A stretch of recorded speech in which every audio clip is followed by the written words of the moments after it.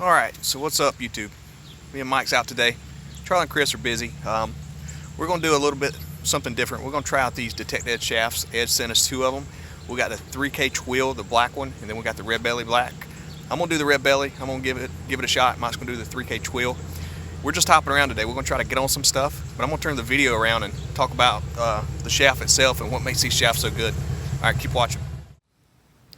So I got Mike sitting here. He's about to get his all set up. If you take a look, these shafts are just very slick and look really nice. Check this out. Lightweight. Very lightweight. That's one of the big things.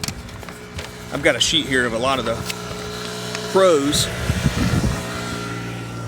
but he also sends the all the stuff you need to mount your head unit. It's got a little Allen wrench bolt, and he sends that mounting or the hardware to mount it with, so you don't have to worry about going out and having to purchase anything to get these shafts switched out. But they are quality carbon fiber, very durable. They have no wobble. The wobble is eliminated, gone. And we're going to test that out here in a minute and verify that. But that's one of the big benefits, is the Equinox series do have that shaft wobble. They're 40% lighter than the stock shafts, which is huge.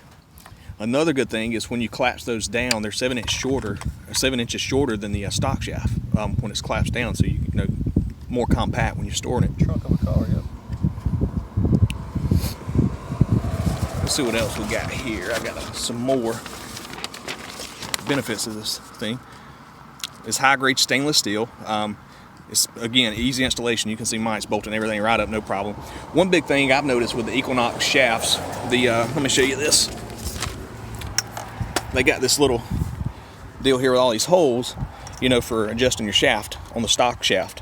When you're getting the water, and I've experienced this a couple times already, and you get the water level up to where these holes are, the shaft right here fills with water, and then you already got the resistance of the water when you're swinging, so it's harder to swing. But then when that fills up with water, it's even heavier, so you have to keep lifting it up and try to drain water out.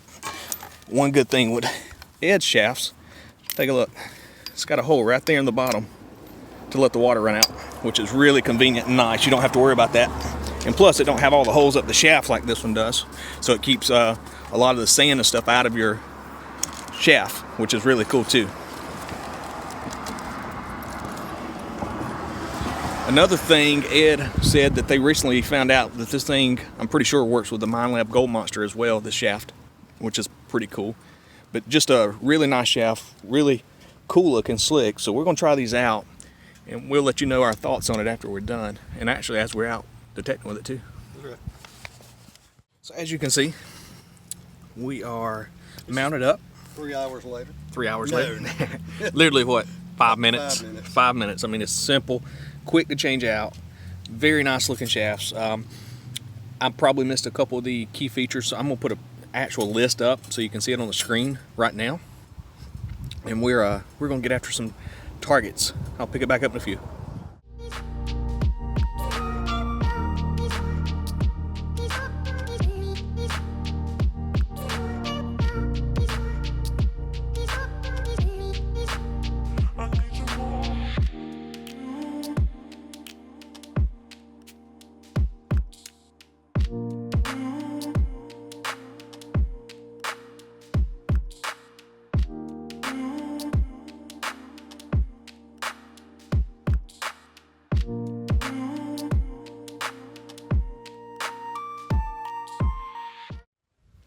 All right, 3 minutes into the hunt, got my first wheat penny using my new Detector shaft. And one thing I can say already, extremely smooth, no wobble whatsoever, which is a big plus. There you go. Keep watching.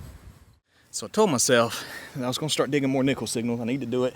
It's just the places we hunt, like this right here, is so trashy. You wouldn't believe how many targets we get that sounds like nickels. But just right behind Mike, I got that wheat. Right here, I got a 12-13, and look at there. It wasn't a piece of trash this time. I got a V-nickel. V-nickel. It looks like it's going to have some good detail on it. Yeah, I don't know if I'm going to get a date here. Maybe. Let me do a little light rubbing on it. Looks like maybe a 1911. I can't really tell. That's sweet. Hey, but I'm happy to have it. Good job. Thanks, Mike.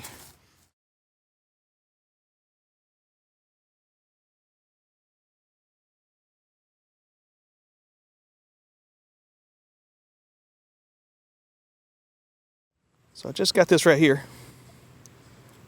A busted up old pocket knife. Don't know how old it is. Looks very similar to the one I dug in the last video. Yeah. Just bits and pieces, yep. Mike, that sidewalk is waiting on you. Get it, Mike. All right, Mike.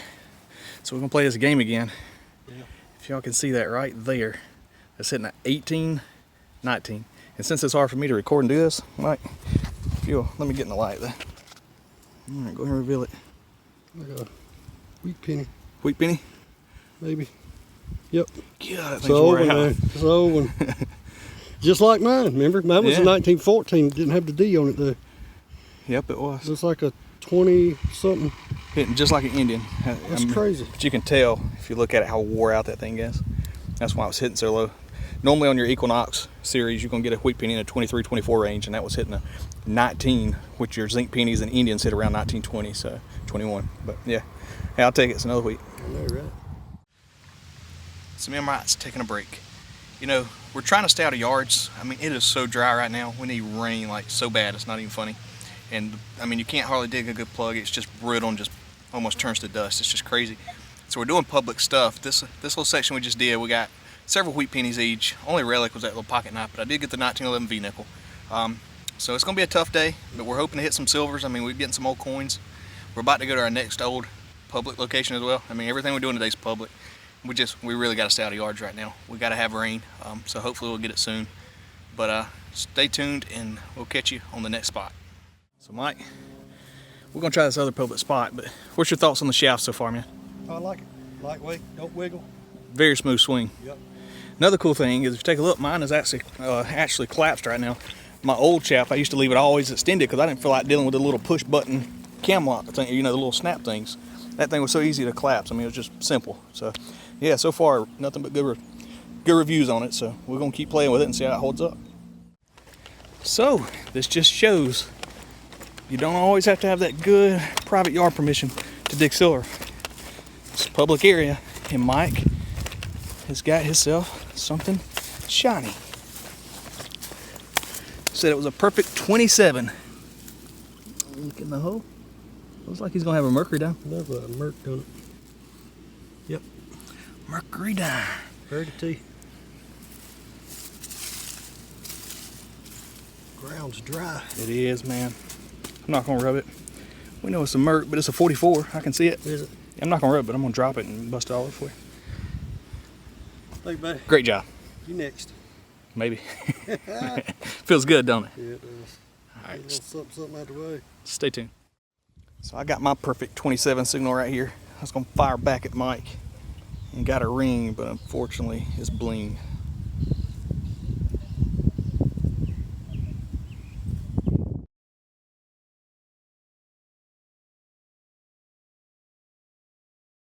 Okay, going down the sidewalk, and I do think I have an old car. Could be a Tootsie toy. Looks like a dragster. That's pretty slick. It's brittle though. Hit a little bit on the back, but it's starting to fall apart. We're having a chisel away hit this ground. It's like a rock, I'm telling you. All right, keep watching.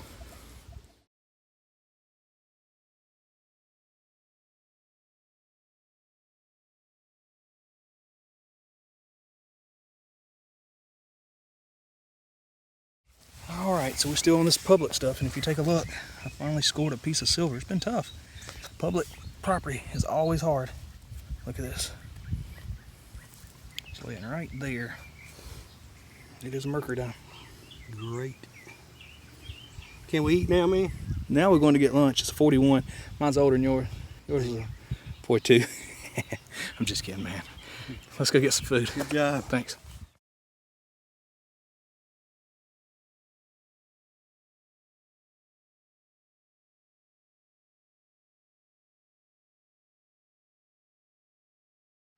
All right, I'm gonna do something I don't do often. I'm gonna give a shout out. It's not I don't like doing shout outs. I do. I like to see everybody do good on YouTube and stuff. It is hard to grow a channel and hard to start it, so I'm just really thankful at where this channel is. I can't thank you guys enough for getting us there. But I'm gonna do a shout out. And the reason I don't do them that often is because I can't do them for everybody. There's a ton of good YouTube channels out there that's just trying to get off the ground. These guys are really cool. They're members of Dig That Beep on Facebook. They follow us. They're customers of Dig That Beep. They purchase merchandise from us, and They have a good YouTube channel. They're just getting it going. They have right around 38, 40 subscribers. It should be real easy to boost them up. Their goal is to break 100 before the end of the year, and I think just with this shout out, we can break that no problems. But it's Ian and Vince over at the King's Ransom. That's their YouTube channel. It's going to be in the description. I'll put it at the end too. There'll be a little subscribe button. So make sure you go check Vince and Ian out over at the King's Ransom and let them know Dig That Beep sent you. Thanks for watching. So I'm sitting here drinking some water. Just got a really deep target. Well, it sounded like a good coin signal, but I got down like 8 inches in this concrete ground. Turned out it was something big. The deeper I got, the bigger it got. Never really seen it. So I gave up on it. Went got a water. But we get a couple comments. People want longer videos, but we're trying. It's just really hard to make videos, doing public spots like this. We just, I keep saying it. We desperately need some rain, and hopefully, we'll get some good job permissions to be able to bring you some longer videos. But we just don't want to show you guys the video, nothing but us talking. At least want it to be metal detecting related somewhat. So we're trying not to put too much filler content like this here, me talking to you, but we're trying to make them longer, and hopefully as the weather starts giving us some rain, we'll be able to get some good permissions for you. But Mike's still over here working down a sidewalk. Seen a few. If you look right there, Mike is walking up the sidewalk with his back to the oncoming traffic, which I don't like doing, but Mike, he's fearless. I like facing the oncoming traffic. That way I can see if I'm about to get run over.